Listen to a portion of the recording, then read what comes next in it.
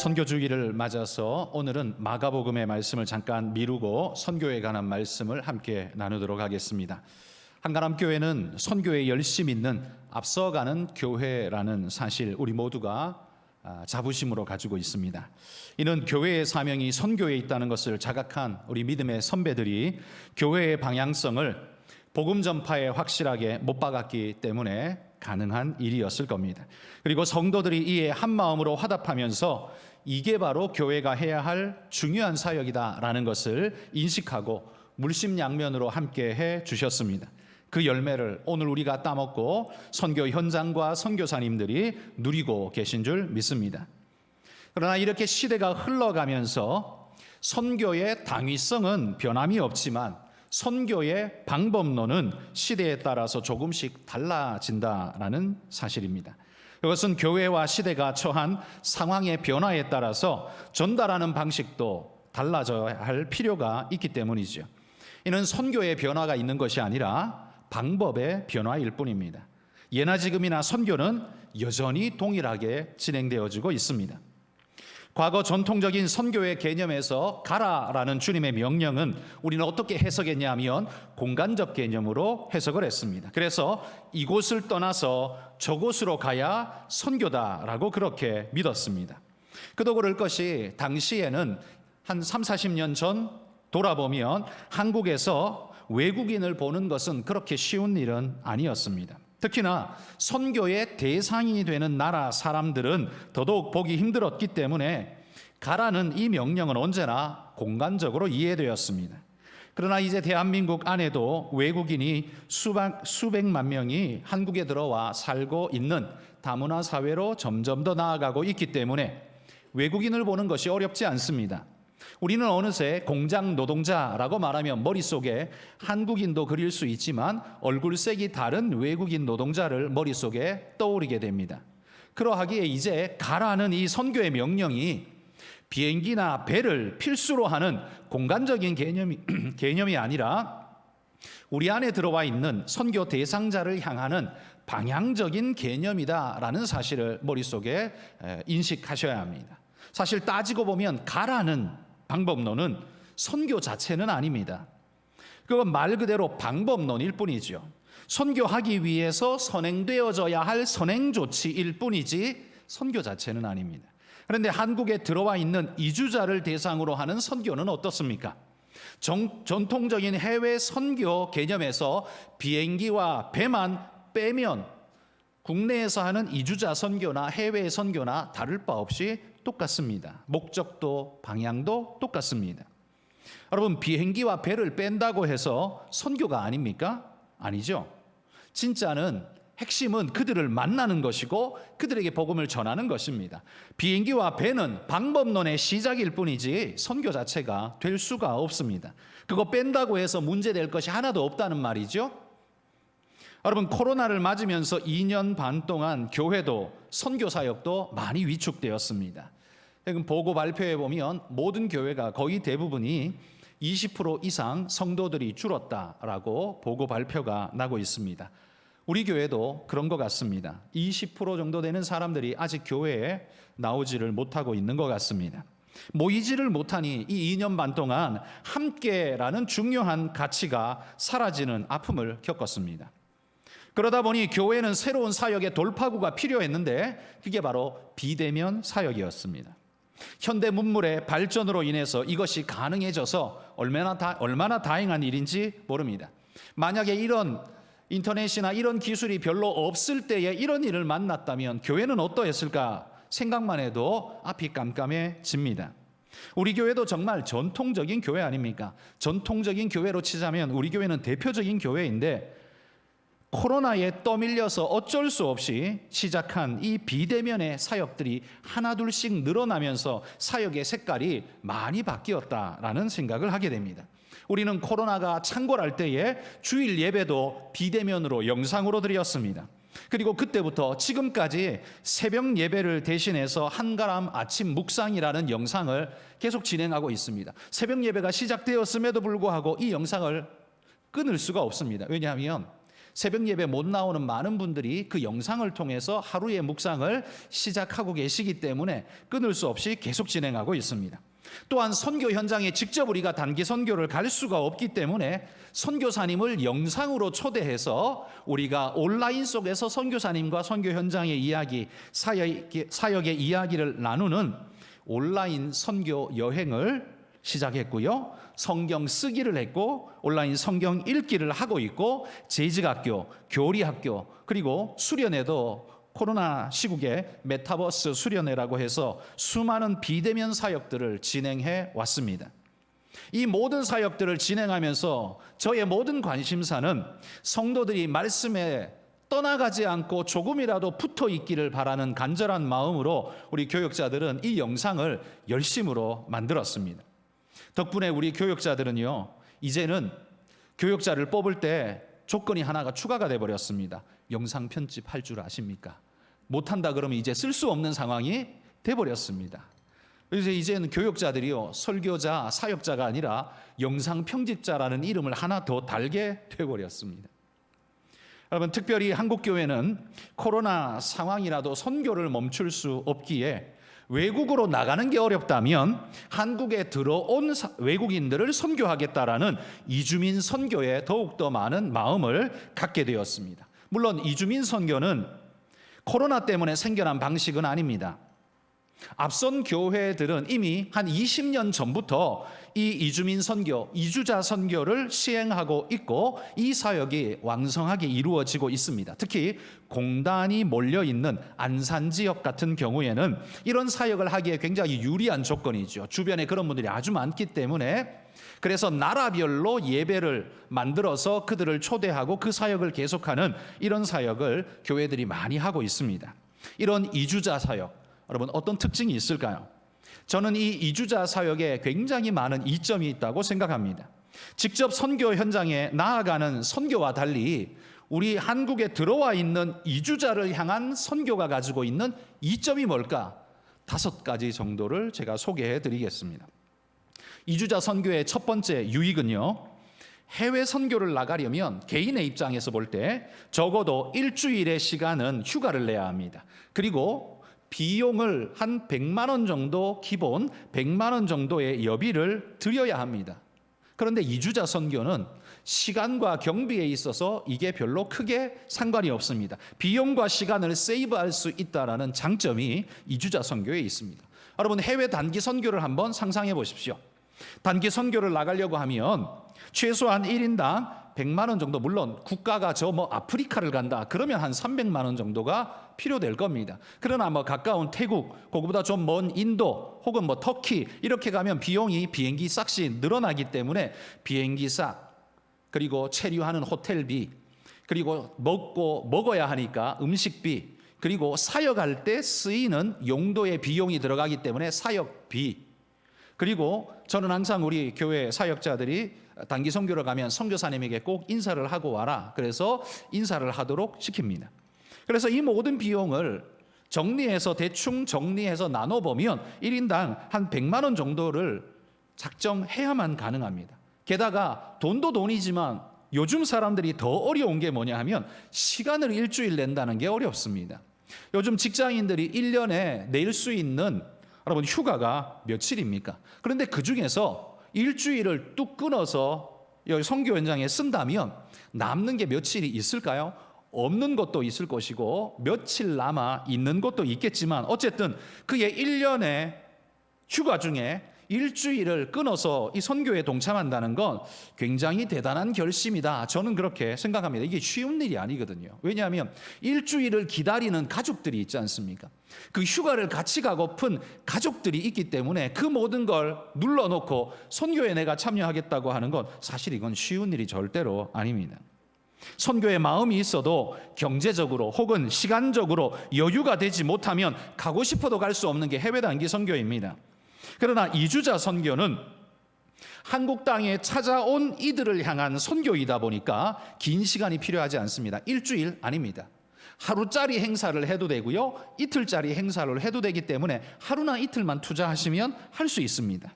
게다가 비용도 비행기 싹, 호텔비 들지 않습니다. 이 비용이 절반 이상을 차지하기 때문에 이것만 빠져도 그 사역비가 굉장히 축소되어질 수 있습니다. 그래서 우리가 조금만 열심히 있다면 누구나 참여할 수 있는 장점을 가지고 있는 게 이주자 선교다라고 말할 수 있죠. 큰 장점이죠.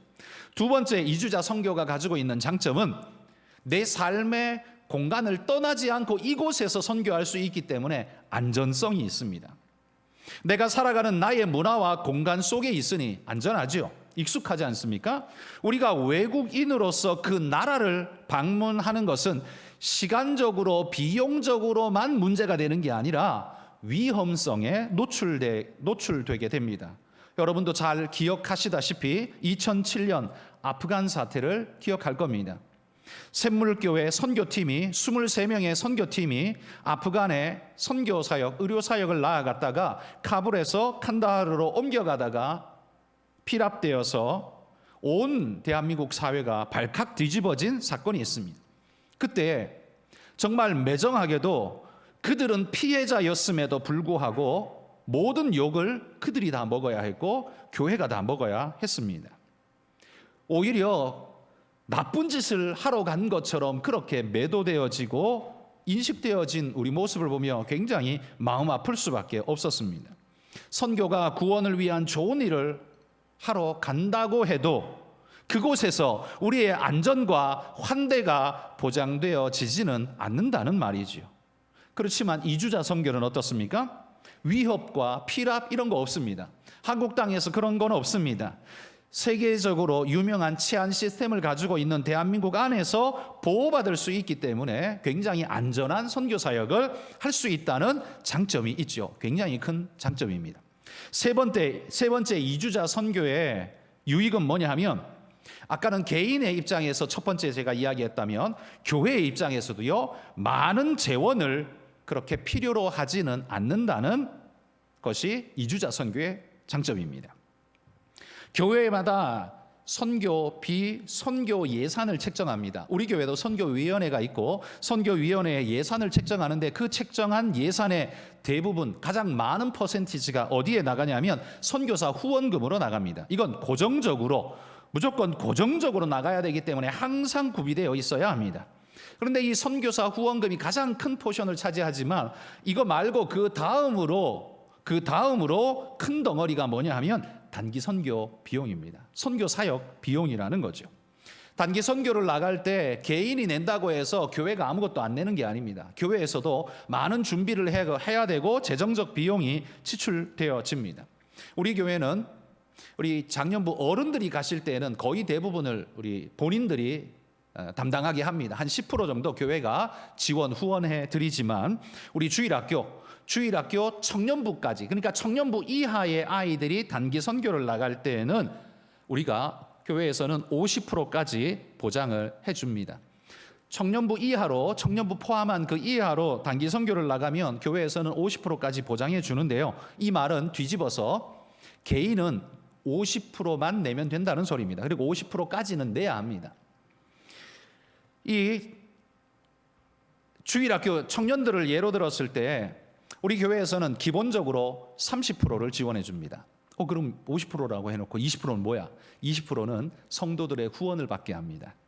그럼 뭐 돈이 없어서 후원을 받으라고 말하는 게 아니라 그들이 선교 사역을 나가면서 교회에 선교 나가는 붐업을 하고 나가라는 겁니다. 그러니까 선교 나가기 전에 먼저 교회에서부터 이 사역을 하는 거죠. 그러면서 성도들에게 자신들이 가서 할 선교 사역을 보여주고 소개하면서 뭐 특별히 공연을 한다는 건 아니고요. 소개하면서 기도해달라고 그렇게 요청을 하면서 선교 후원을 받습니다. 그러면 우리 성도님들이 따뜻한 마음으로 뭐 10만 원 후원해 주기도 하고 20만 원 후원해 주기도 하고 뭐 그렇게 나름대로의 성의를 표현하면서 잘 갔다 오라고 후원을 해줍니다. 그걸 모아서 우리는 그 선교팀 각각 인원들에게 나머지 20%를 충원해서 총 50%는 자기가 부담하고 나머지 50%는 자기가 부담하지 않아도 교회 쪽에서 채워질 수 있도록 저희는 그렇게 시스템을 만들어서 진행하고 있습니다. 그런데 참고하십시오.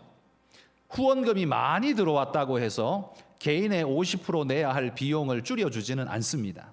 왜냐하면 50% 내는 건 반드시 하게 합니다. 왜냐하면 그것도 훈련이고 그것도 교육이기 때문에 그렇습니다. 선교를 나가면서 그냥 덜렁덜렁 나갔다 오는 게 아니라 자기가 희생하고 헌신하고 준비하고 그렇게 가야 갔다 올 때까지 자기가 마음을 쏟고 거기 노력합니다. 여러분 아시다시피 노력하지 않고 얻은 돈 금방 날아가고요. 사실 저도 그렇습니다. 제가 사지 않은 책 누군가가 주면 거의 읽지 않습니다. 죄송합니다. 저한테 책 주신 분이 있는지 모르겠는데 거의 잘 안 읽게 됩니다. 읽는 것 몇 개 있긴 합니다. 근데 그건 특별한 아주 흥미로운 일일 때, 내게 아주 관심이 싹 끌 때 가능한데, 보통은요 내 관심에서 그 책이 온 게 아니라 그분의 관심에서 책이 온 거기 때문에 별로 관심을 못 느끼면 다음에 읽어야지 하다가 그냥 훅 넘어가 버리는 경우가 태반입니다. 그런데 내가 돈 주고 산 건요 아까워서라도 분명히 읽습니다. 그러니까 선교할 때 50%는 자기가 내야 하는 이유가 있습니다. 그래야 거기 마음을 쏟고 정성을 쏟고 애정이 담겨지게 됩니다. 자, 어쨌든 이렇게 예산이 들어갑니다. 보통 한 단기팀을 보내면 한 7명에서 10명 정도 한 팀을 보냅니다. 그런데 교회가 한 팀 정도 보내는 게 아니라 보통 1년에 2팀에서 3팀 정도 단기 선교를 보내게 됩니다. 중고등부 하나, 청년부 하나, 장년부 하나 이렇게만 가도 3팀이 가게 됩니다. 3팀을 가면 후원하는 그 교회의 재정 비용이 한 팀당 몇백만 원의 비용이 들어갑니다. 그러니까 3팀을 보내면 보통 1,000만 원 정도의 예산은 잡혀 있어야만 3팀을 단기 선교를 보낼 수 있습니다.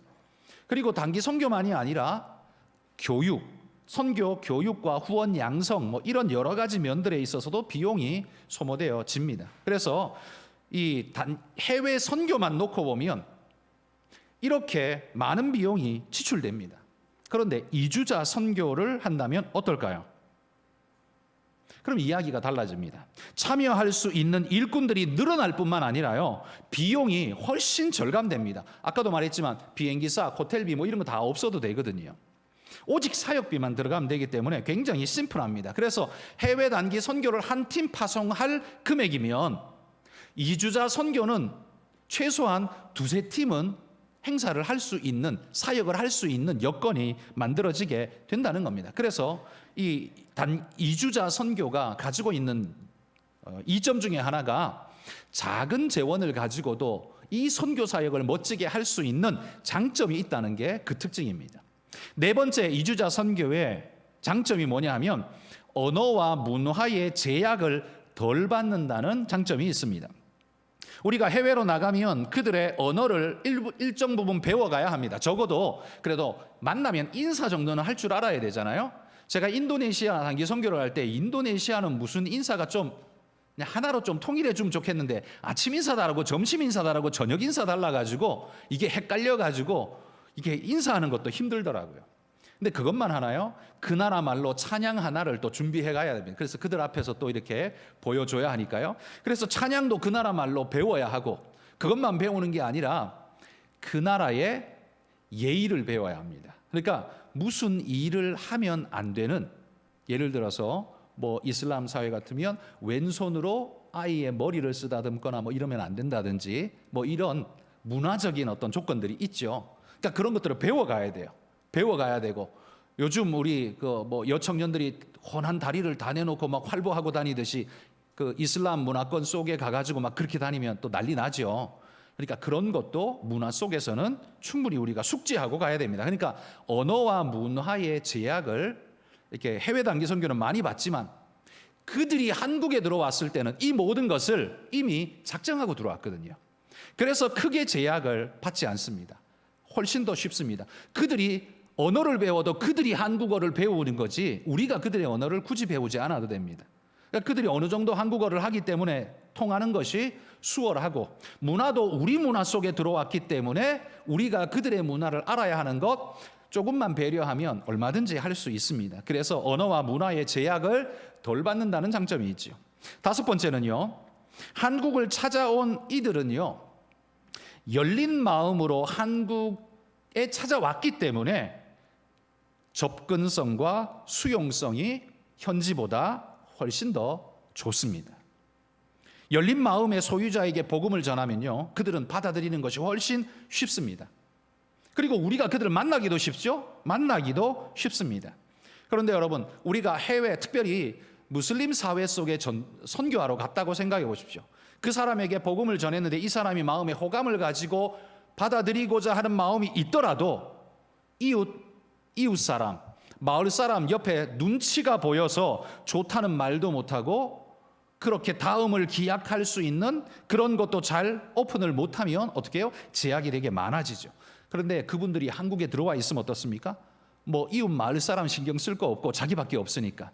그리고 자기가 좋으면 그 받아들이기 수월해지고 이미 한국을 향해 열린 마음이기 때문에 그 모든 것이 진행되기가 훨씬 수월해집니다. 그래서 접근성과 수용성이 높아지죠.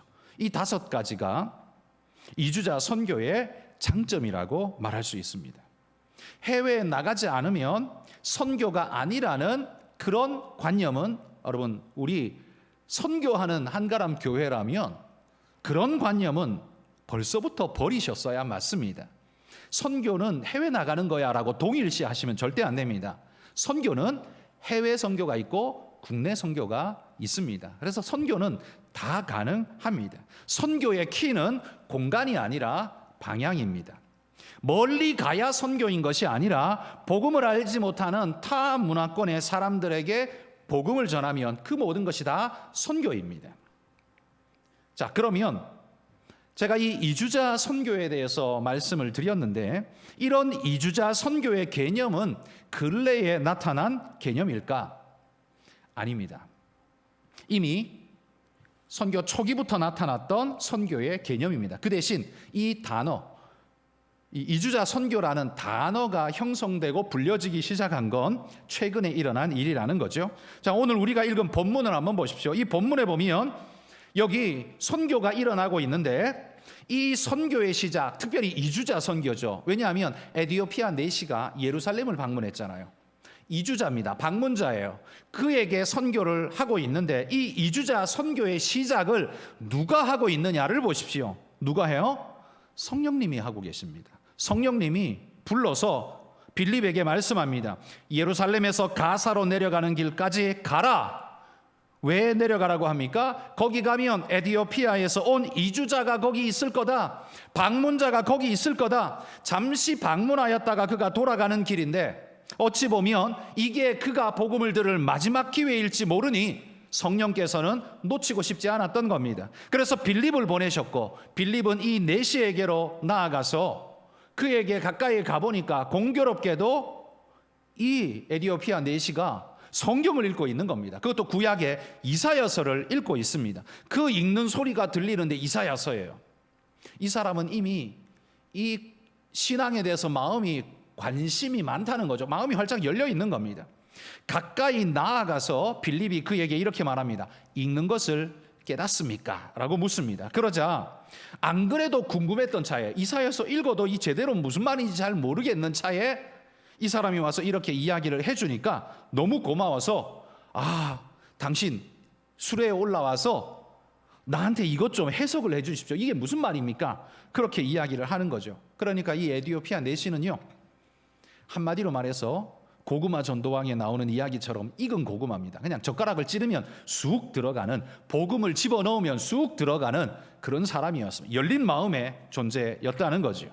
그래서 빌립이 수레에 올라서 고난당한 어린 양의 이야기를 해주면서 그분이 바로 예수님이시고 그분은 우리의 죄를 위해 죽으셨다가 부활하셨다라는 사실을 차근차근 설명해 주었습니다. 그러자 이 복음의 말씀을 들은 에디오피아 내시가 믿음을 갖게 되고 그러면서 이렇게 말합니다. 내가 세례받음에 무슨 거리낌이 있습니까? 내가 세례받아도 되겠습니까? 라고 묻습니다. 그러자 빌립이 그를 세례받게 했고 그리고 돌려보내었습니다. 에디오피아로 돌아가게 됩니다.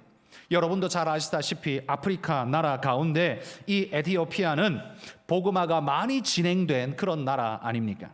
아마 이 내시의 영향이 굉장히 컸던 것 같습니다. 그런데 여러분, 우리나라도 이주자 선교에 의해서 복음이 들어왔다는 사실을 혹시 아십니까?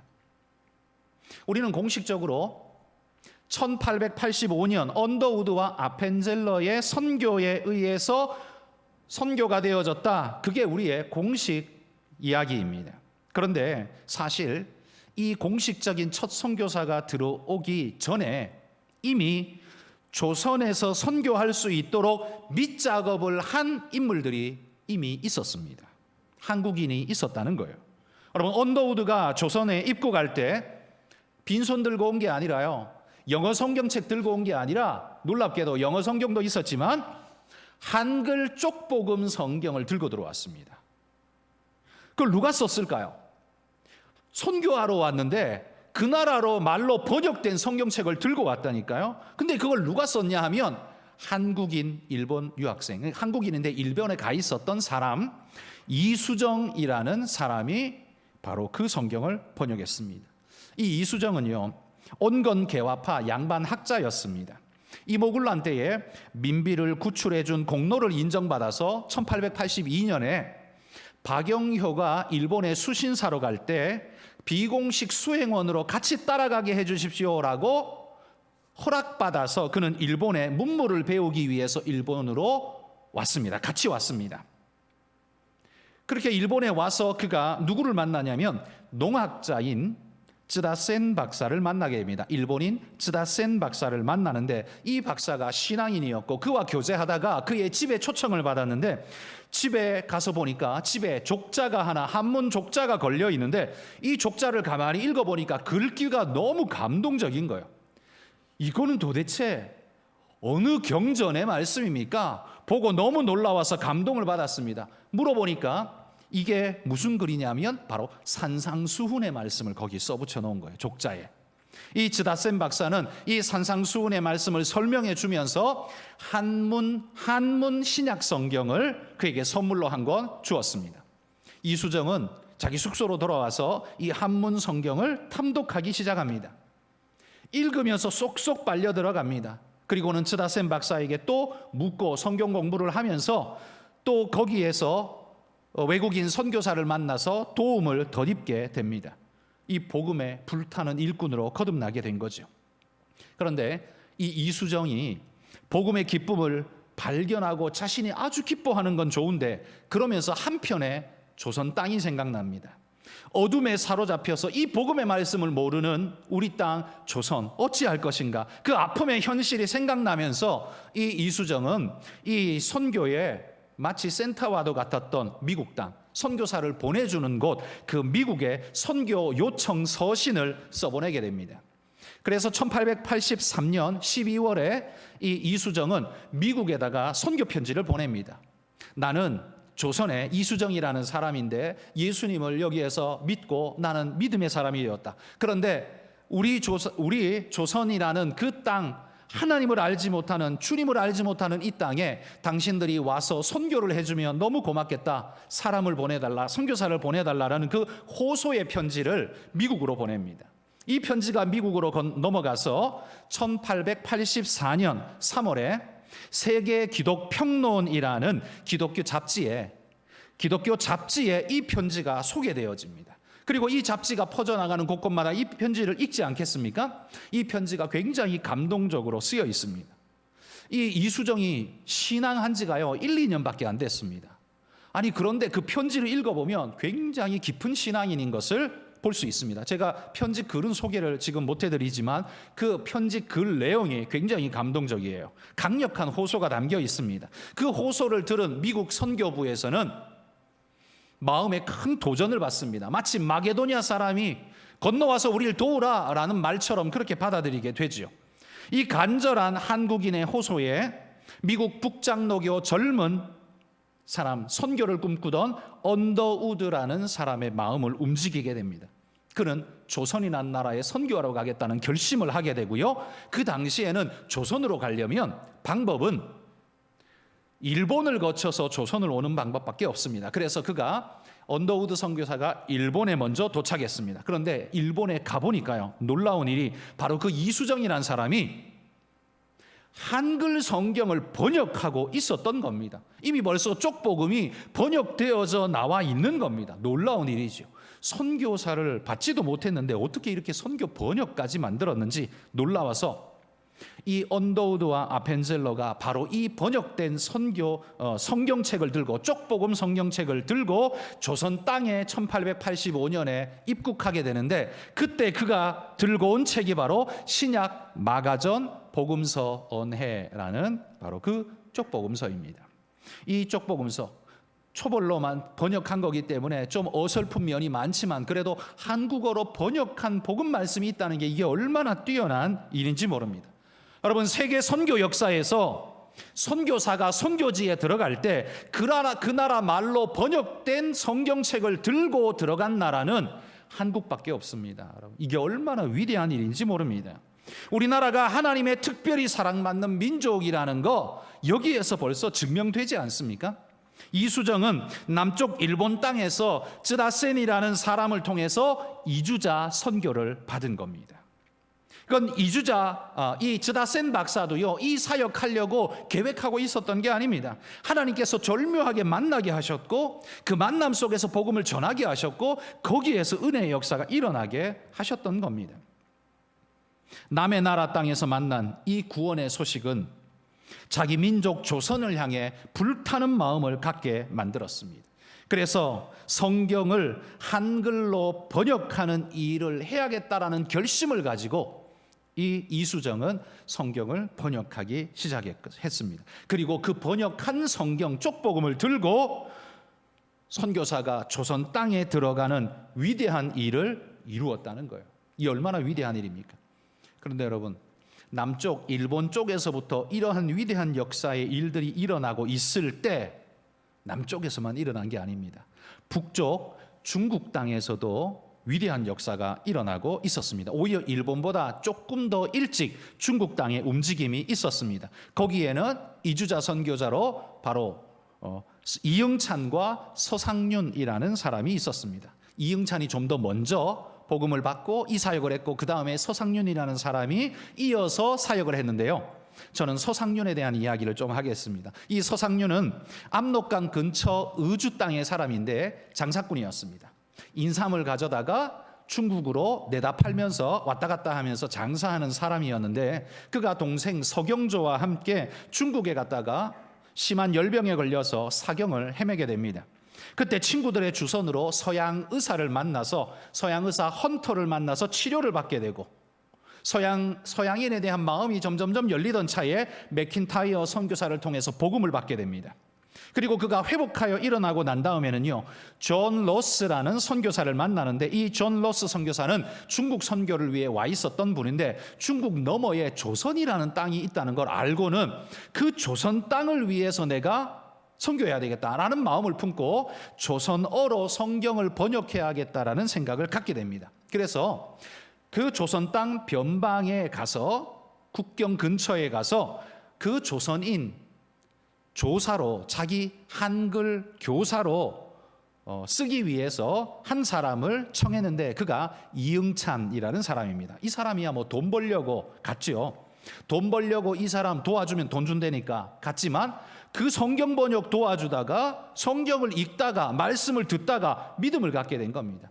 그렇게 믿음이 새록새록 쌓여서 성경 번역 사역에 적극적으로 임하는 자가 되었고, 이 이응찬을 이어서 그 다음에 서상륜이라는 사람이 이 존 로스와 함께 성경 번역 사업을 하게 되는데, 그러면서 믿음이 점점 더 깊이 자라가게 됩니다. 그러면서 1883년에 이들이 번역한 누가복음 쪽복음서를 가지고 이 서상륜이 압록강을 넘어서 조선 땅에 들어가서 복음을 전하야겠다라는 그런 열망을 가지고 압록강을 넘어가고자 합니다. 그런데 그 당시에 성경은 금서였습니다. 조선 땅에 절대로 들이면 안 되는 금서였기 때문에 가지고 들어가면 안 되는데, 몰래 가지고 들어가려다가 관아에 걸리게 됩니다. 걸려가지고 다 뺏기고 체포되어서 옥에 갇히게 되는데, 놀랍게도요, 이 서상륜의 먼 친척 되는 사람이 그 옥에 옥졸로 있었던 겁니다. 그래서 이 옥졸이 친척이 이렇게 잘못하면 죽을 수도 있으니까 몰래 도망가도록 길을 열어준 거예요. 근데 도망만 가도 이 사람에게는 참 천만다행인데, 빨리 도망가야 될 텐데 요구하는 게 있었습니다. 그 쪽복음 성경 몇 개 내놓으라고. 그거 가지고 가야 된다고 막 떼를 쓰는 겁니다.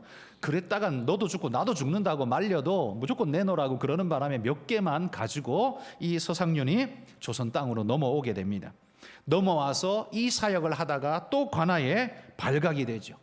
그러다가 1884년 동생 서경조와 함께 황해도 송천리에 와서 그곳에서 사역하면서 신앙인들을 모아 교회를 개척하게 되는데 1885년에 20명의 새신자들과 함께 대한민국 최초의 교회를 설립하니 그 교회 이름이 소래교회였습니다. 이게 대한민국의 최초로 설립된 교회입니다. 그런데 이 교회는 선교사가 세운 게 아닙니다. 이주자가 한국인이 중국에 건너가서 복음 받아들이고 들어와서 자기가 복음 전해서 세운 교회, 자발적 교회, 그게 바로 한국교회의 태동 시작이라는 겁니다. 굉장히 뛰어난 독특한 민족입니다.